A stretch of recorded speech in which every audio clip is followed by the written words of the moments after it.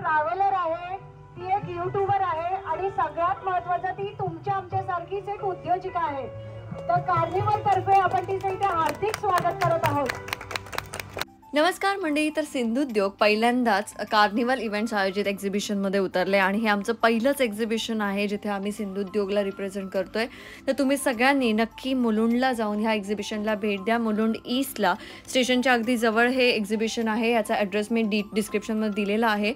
12, 13 आणि 14 तारखेला हे एक्झिबिशन आहे. मला माहिती आहे हा ब्लॉग मी लेट पोस्ट करते, पण मी या एक्झिबिशनला जाऊन आले आणि आता तुम्ही सगळ्यांनी नक्की जाऊन, उद्याचा एकच दिवस आहे तर नक्की संडेला आमच्या शॉपला व्हिजिट करा आणि सिंधुद्योगचे प्रोडक्ट्स नक्की घ्या.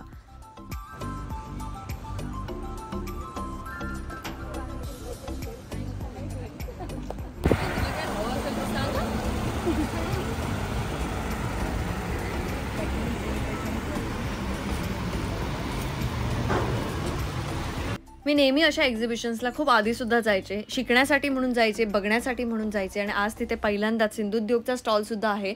पण मी जेवढे स्टॉल्स होते त्या सगळ्या स्टॉल्सना भेट दिली, सगळ्यांना भेटले, सगळ्यांकडनं बऱ्याच जणांकडनं मी काही ना काहीतरी खरेदी केलं. हे मी नेहमीच करते आणि ते आताही माझी ती सवय गेलेली नाही आहे. ह्यावेळेला पण मी भरपूर शॉपिंग केली, अगदी मनसोक्त.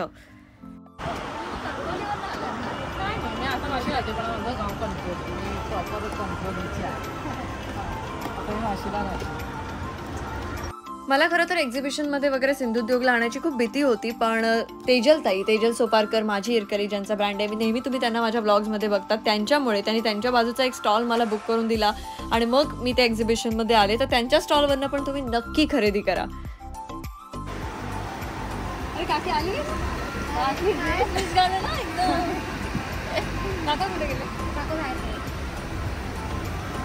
मॅडम आमच्या वेळेला एक जरा फोटो काढाल का? हो काढू. आणि आमच्या स्टॉलवर असलेली आमची काकी, जिच्याबद्दल सांगावं तेवढं कमीच आहे. आणि काकी मस्त ड्रेस वगैरे घालून आली आहे. काकीने हल्लीच ड्रेस घालायला सुरुवात केली आणि तिला पहिला ड्रेस मी गिफ्ट केला होता. अगदी आईला सुद्धा मी ड्रेस वगैरे घालायला आत्ताच आईने चालू केलं होतं. हे सगळ्या साड्या नेसणाऱ्या पहिल्यांदाच ड्रेस घालतायत आणि मला पण आवडतंय की त्या खूप छान छान काहीतरी शिकतायत आणि सगळ्यांनाच खूप छान वाटतंय. बघू त्यांचे एक्सपिरियन्स कसे होते. मला ब्लॉग बनवायला जमला तर नक्की परत तो ब्लॉग मी पोस्ट करेन.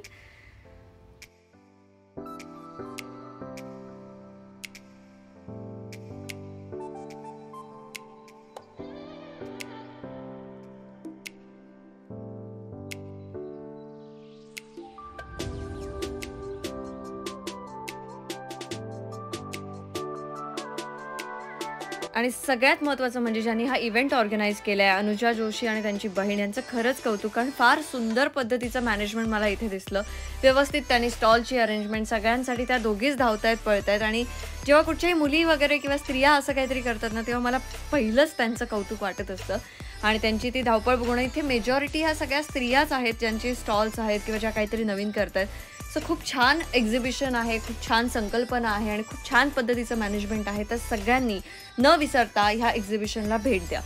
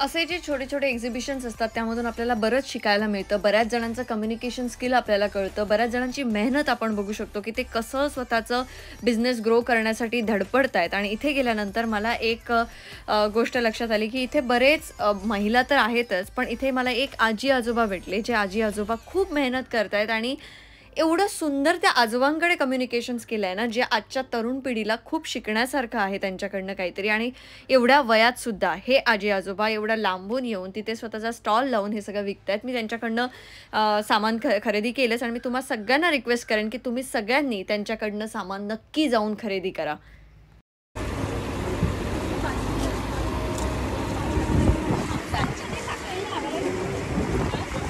अजून हे सांभाळून एका NGO मध्ये काम करतो, रेन वॉटर हार्वेस्टिंगच्या.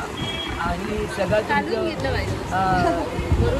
आणि आपला सिंधुदुर्ग जिल्हा पूर्ण फिरलोय.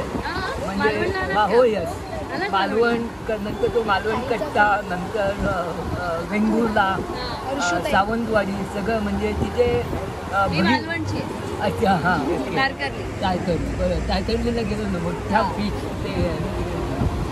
आणि भाजणी भाजण्यापासून तेव्हा घरी आणि त्याचा जो स्वाद आहे तो हिराच. मला फारसं असं यांच्याबद्दल माहिती नाही, पण बऱ्याच एक्झिबिशन्सना हे असतात असं मला कळलं. आणि त्यांच्या मुलीला काहीतरी कॅन्सर आहे आणि बायको पण त्यांची फार आजारी असते. एवढं असून सुद्धा त्या दोघांची मेहनत जी आहे त्या गोष्टीला दाद देण्यासारखी आहे. तुम्ही कोणीही जर त्यांना मदत करू इच्छित असाल तर या स्टॉलला नक्की व्हिजिट करा आणि त्यांच्याशी तुम्ही संपर्क करा. आणि मुलुंडला असाल किंवा मुलुंडच्या आजूबाजूला असाल, मुंबईत असाल, तर या स्टॉलला व्हिजिट करायला विसरू नका. सिंधुद्योग A14, 12, 13 आणि 14 जानेवारी 2024. Thank you so much. Thank you for watching and I'll see you in the next vlog. Till then, bye bye. Take care.